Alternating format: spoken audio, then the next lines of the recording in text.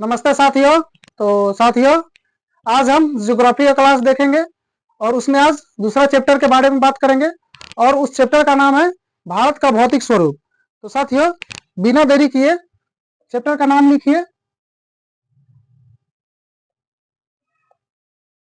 भारत का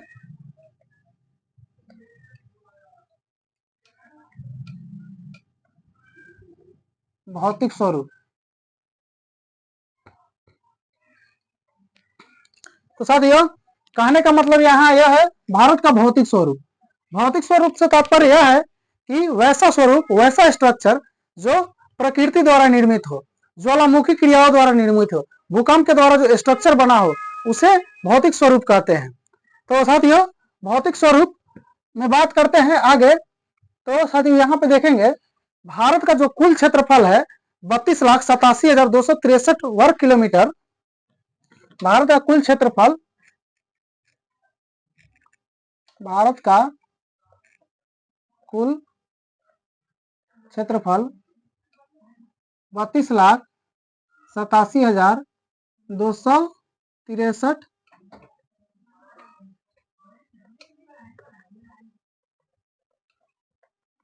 वर्ग किलोमीटर, यानी जो इसका क्षेत्रफल है 32,87,263 वर्ग किलोमीटर, इसके 10.7% भाग पर ऊंचे पर्वत श्रेणियां, ऊंचे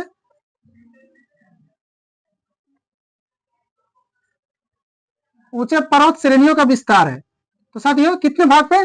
10.7% भाग पे ऊंचे पर्वत श्रेणियां का भाग है। ऊंचे पर्वत श्रेणियां वैसे पर्वत श्रेणियां जिसकी ऊंचाई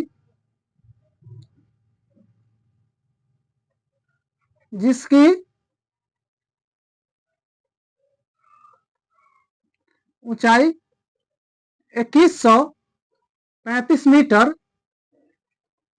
या उससे अधिक हो। कहने का मतलब ऊंचे पर्वत श्रेणियां वैसे पर्वत श्रेणियां होते हैं जिसकी ऊंचाई 2135 मीटर या उससे अधिक होता है। तो साथियों, 10.7% भाग पे ऊंचे पर्वत श्रेणियों का विस्तार है।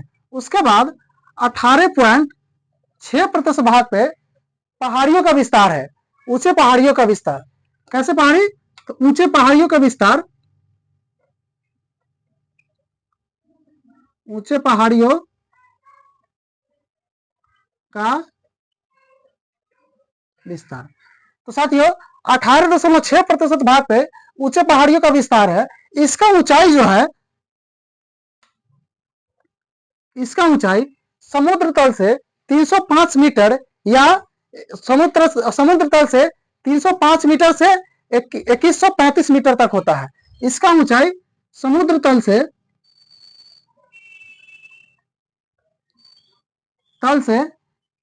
305 मीटर से लेकर 2135 मीटर होता है। तो साथियों, ऊंचे पहाड़ियों का विस्तार कहां से? 305 मीटर से लेकर 2135 मीटर तक होता है। उसके बाद साथियों, हम इसके मैदान के बारे में बात करेंगे। जो मैदान है,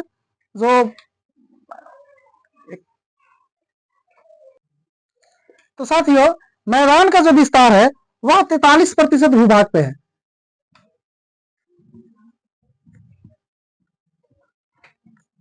मैदान का विस्तार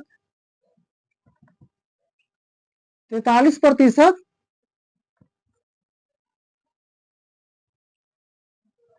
भूभाग पे है। एक बार दोबारा इसको देखेंगे।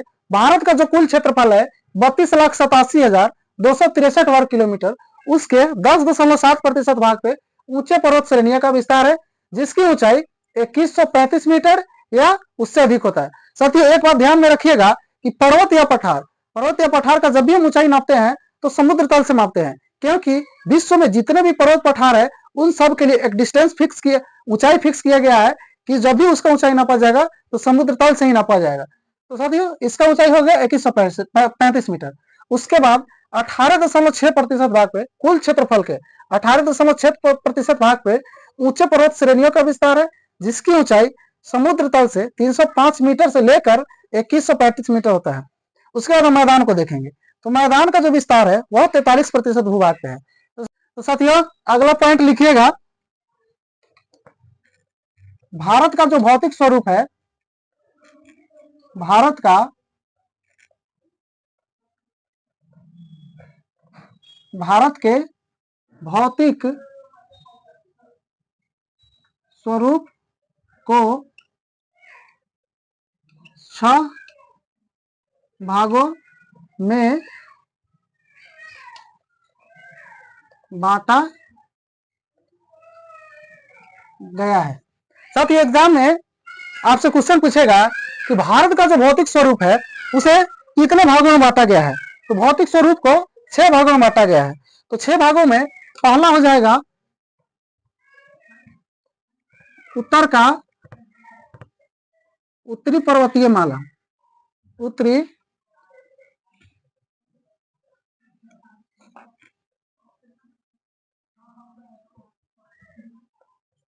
पर्वतीय माला। दूसरा हो जाएगा उत्तर का विशाल मैदान। उसे जस्ट नीचे आएंगे तो हम लोग को पठार मिलेगा।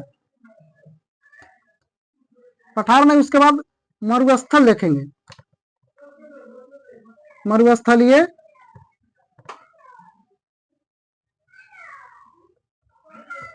संरचना। अब उसके बाद जब नीचे आएंगे तो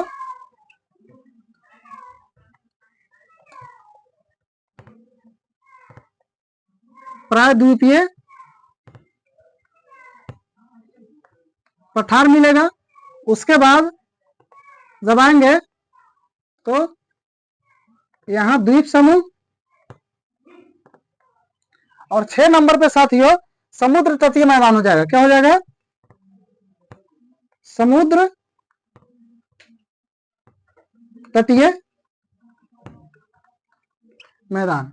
साथियों यहां ध्यान दीजिएगा, अगर भारत के भौतिक संरचना के बारे में पूछे कि उसे कितने भागों में बांटा गया है तो सीधा उसका आंसर हो जाएगा कि 6 भागों में। अगर पूछे कि 6 भाग कौन कौन से है तो उत्तर का पर्वतीय माला, उसके बाद उत्तर का विशाल मैदान, उसके बाद मरुस्थलीय संरचना जो थार का मरुस्थल है, उसके बाद प्रायद्वीपीय पठार, उसके बाद द्वीप समूह, उसके बाद समुद्र तटीय मैदान हो जाएगा। तो साथियों कल का क्लास हम यहाँ से उत्तर का पर्वतीय माला से स्टार्ट करेंगे, जहां ट्रांस हिमालय, हिमालय, शिवालिक, मध्य हिमालय, बाह्य हिमालय इस सब के बारे में बात करेंगे। तो साथियों इस वीडियो में इतना ही रहने देते हैं, फिर कल के वीडियो मिलते हैं। अगर वीडियो अच्छा लगे तो कमेंट कीजिए, लाइक कीजिए, और चैनल पर नए हैं तो सब्सक्राइब जरूर कीजिए। धन्यवाद।